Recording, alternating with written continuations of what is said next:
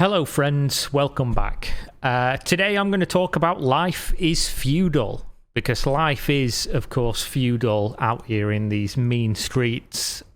People seem to be speculating about what's gone on with this game, and I've done my, investigation, if that's what we're going to call it. I call it wasting my time, essentially just digging into things that nobody really needs to dig into and nobody really cares about. But it at least allows me to dispel some things and give you what's actually really happened, as opposed to just speculating about random things and then perpetuating it as fact. Maybe a useful service for people in the MMO genre, because people don't typically do this type of work. But you might remember Life is Feudal, originally an MMO, not a really popular one, sandbox, open world, spend 75 hours digging for dirt, amazing gameplay loop.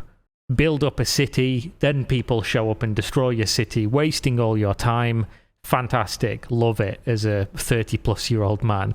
Love wasting all that time. But basically what happened was Life is Feudal was made by Bitbox, a studio from Russia. They worked with Xsolla. Xsolla did bad things to them, basically wanted to take over the game. There was a back and forth. It ended up going to court. The game got closed down, and then it's been being fought in court for quite a while now. What people have speculated is that the new company that are running this game have bought the game. I can tell you with 100% verifiable fact, that is untrue.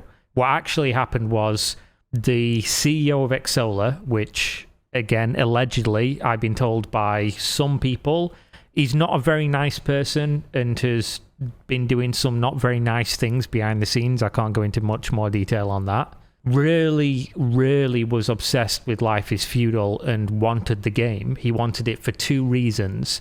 The one, because he wanted to use it as an experiment, which might have something to do with NFTs and cryptocurrency, which we'll get to in a little while. And two, because he just felt like it was his for some reason. Now, when this went to court, because Xsolla was suing Bitbox, and then Bitbox, I believe, was countersuing, essentially all ended in a settlement, which 95% or something of legal cases do in civil courts. And part of the settlement was that Bitbox would give over Life is Feudal to a third party, the third party being this company. Life is Feudal is now with LTGverse, which is, I think they're called Long Tail Games or something like that. It's another game company from, I believe, the Russian CIS region. And they're a third party in so much as they're not technically, as far as I'm aware, owned by Xsolla, but they are funded by Xsolla for all intents and purposes. So basically, this company was given access to the game and the source code, and they are now operating it on behalf of Xsolla, which is all they really wanted. Now, the top comment of this thread is not entirely right, not entirely wrong, but he says, stay away, it's a crypto scam.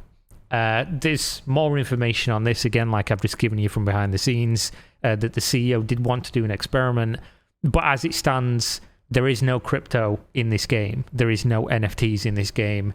It's basically just Life is Feudal like it was, only now with a $20 per month subscription fee. So in this thread, of course, the person posting, claiming to know it all, says, it takes a simple Google search, mysterious new company you never heard of buys and relaunches obscure game. I don't blame him for getting this wrong, because how could you know unless you had, the ability to find stuff out behind the scenes? It's just not correct. No company bought this game. Looking up the name of said company, you can find NFTs, crypto, and Web3 bullshit. Looking up the login service, it claims to be part of the now dead metaverse. This is about as obvious crypto scam as you can get. While I don't suggest anybody go and play this game, because the way that it was created was, in my opinion, completely exploitative in the way that the people who are, and again, I can tell you this for a fact, the people who are now working on this game are not the original people who made the game. So what you had was studio makes game. It's the idea of a group of people. They make it, they spend years and years making it. It's partially in some way crowdfunded because they made Life is Feudal your own first, which was kind of like Rust, a server-based experience of the same game. And the idea was eventually it was going to be turned into an MMO, and that was just basically a way to test things as they were making it and get some money. They made the MMO. It went, it had peaks and valleys for an indie MMO. They did some really impressive stuff, in my opinion. And then obviously had a falling out with Xsola, who somehow managed to essentially rug pull the entire company and just take what they wanted. And then legal battle ensues. Legal is, of course, extremely expensive. Anyone who's ever had any legal obligations whatsoever, hiring a law firm, not even going to court, you'll know this for a fact. And who's going to win that one? Company with lots of money. Company with lots of money takes this game essentially under the guise of a third party and is now running it. Whether or not it's going to end up incorporating cryptocurrency and NFTs is kind of irrelevant because of the way that it comes to exist in the first place.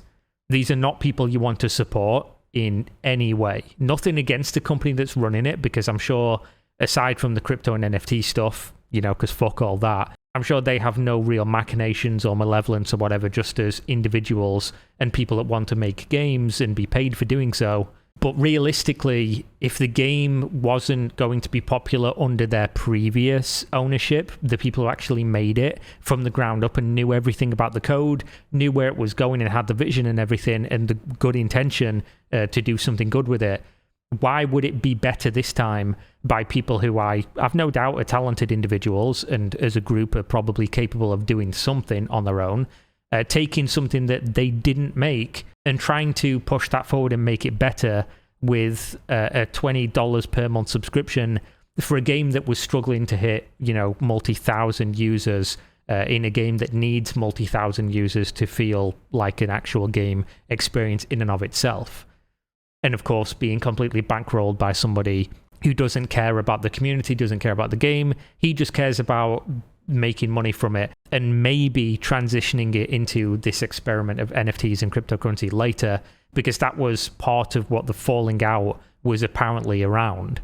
There was a lot of things going on behind the scenes. Again, I can't go into detail on everything, but I did just want to clear this up because, like I say, nobody does the sort of work I do in MMOs and obscure little games that nobody gives a fuck about. But it's always nice to be able to go into, a Reddit thread or whatever, or a community that has no clue what's going on, because I was the one who broke the information regarding the whole lawsuit and specifically why Life is Feudal died in the first place. That all came from me back when nobody knew what the fuck was going on. So it's nice to be able to come in and say, you don't need to speculate anymore, guys. This is actually what happened. And this is exactly why I would recommend nobody bothers to, put any money into or time into this game. Unfortunately, sandboxes are few and far between. There's nothing really like Life is Feudal out there. And if you want an experience like this, I can't really give you any recommendations.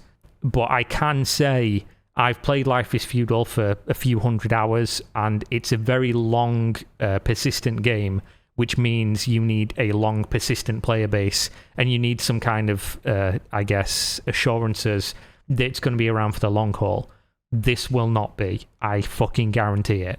So I assume most people watching this video in the first place are not all that interested in the game, and are just interested in the tea, talking about the behind-the-scenes stuff and the drama and what's been going on. So that addresses it for both of you. Thanks for watching as always. Hopefully you enjoyed the video. Hopefully I didn't completely waste my time finding this out for you. And see you next time. Peace out.